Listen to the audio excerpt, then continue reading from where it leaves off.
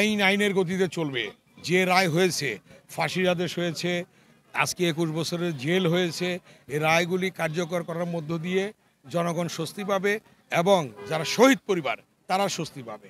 তাদের স্বস্তির মধ্য দিয়ে আবার বাংলাদেশে যে আইনের শাসন আছে সেটাই নতুন করে প্রমাণিত হলো। এবং এই অন্তর্বর্তীকালীন সরকার নিরপেক্ষ সরকার, এখানে কারো হাত নাই, নিরপেক্ষভাবেই তারা আইনের প্রয়োগ করছেন এবং সেভাবেই আইন প্রয়োগ হচ্ছে, সেভাবে আইন অনুযায়ী ব্যবস্থা নেওয়া হচ্ছে।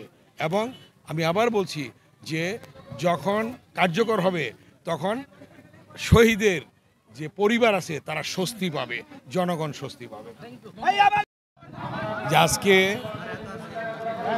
মাননীয় প্রধান উপদেষ্টা অন্তর্বর্তীকালীন সরকার প্রধান যখনই ঘোষণা করেছেন যে ফেব্রুয়ারির প্রথমার্ধে নির্বাচন হবে এবং তিনি যখন অনর তখন এই নির্বাচন বানচাল করার জন্য বিভিন্ন অপচেষ্টা চালিয়েছে এবং বিভিন্নভাবে আর প্রতিবেশী রাষ্ট্র থেকে আরেকটা দল তারা নাশকতার পথ বেছে নিয়েছে। মোট কথা নির্বাচন বানচালের জন্যে তাদের প্রচেষ্টা ছিল, কিন্তু সেটা যখন পারছে না তখন তারা প্রশাসনকে হুমকি দিচ্ছে বিভিন্নভাবে, হুমকি ধমকির মাধ্যমে মনে করেছে যে তাদের আয়ত্তে সব কিছু নিয়ে নেবে।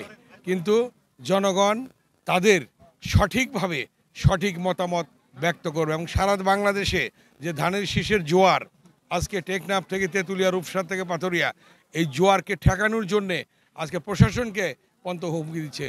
এর প্রশাসন নিরপেক্ষ ভূমিকা পালন করবেন এবং নিরপেক্ষতার ভূমিকার মধ্য দিয়ে আজকের এই নির্বাচন হবে ইনশাল্লাহ। বিএনপির ভারপ্রাপ্ত চেয়ারম্যান বলেছেন, দেশনায়ক তারেক রহমান, তিনি বলেছেন যে ধর্ম যার যার রাষ্ট্র সবার। তিনি বলেছেন ধর্ম যার যার নিরাপত্তা পাওয়ার অধিকার সবার। অতএব কেউ তার মতামত ব্যক্ত করলে স্বাধীনভাবে তার মতামত ব্যক্ত করবে। অতএব কোনো মতামতের প্রতি আমাদের কাউকে কটাক্ষ করা উচিত না।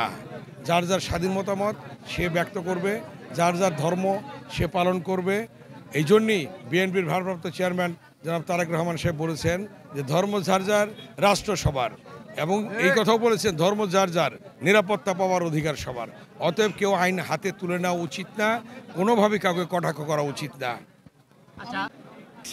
যে জনতার ঢল, এই জনতার ঢল সাথে সাথে আমরা যেখানেই যাচ্ছি আমাদের এই ধানের শীষ প্রতীক নিয়ে সেখানেই সাড়া পাচ্ছি এবং সেখান থেকেই বলা হচ্ছে ইনশাল্লাহ আমরা ধানের শীষে ভোট দেব।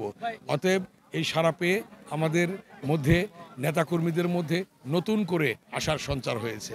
ইনশাল্লাহ ধানের শীষ সারা বাংলাদেশে জয়লাভ করবে এবং ধানের শীষ নিয়ে যারা নির্বাচন করছে সারা বাংলাদেশি এই জোয়ারটা আজকে দেখা যাচ্ছে।